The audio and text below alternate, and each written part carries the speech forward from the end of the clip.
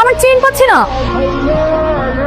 আমার বাবা যে স্বর্ণের চেনটা আমাকে কিনে দিয়েছিল ওটা পাচ্ছি না, ব্যাগেই ছিল। কি বলিস, তোর স্বর্ণের চেন খুঁজে পাচ্ছিস না? আচ্ছা তুই চিন্তা করিস না, হয়তো ক্লাসের আশেপাশে আছে। এই সবাই একটু ওর স্বর্ণের চেনে খুঁজে দেখতো, পাস কিনা।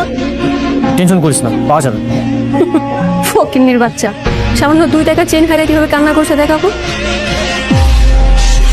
তাই সবাই শোনো, রিস্টের একটা চেন চুরি হয়েছে। কেউ যদি চেনটা নিয়ে থাকে সত্যি কথা বলো, এখন দিয়ে দাও। হ্যাঁ, আর যদি না দাও আমি কিন্তু পাশের মসজিদে যাবো।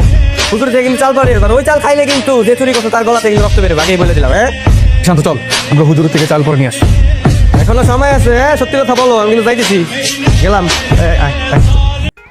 আমার গলায় চেন দেখে তুমি কেন হাসো? সত্যি করে বলো জান, কাকে ভালোবাসো? তোমার বান্ধবীকে। আমি রূপনগরের রাজকন্যা, তোর রূপের জাদু এনেছি।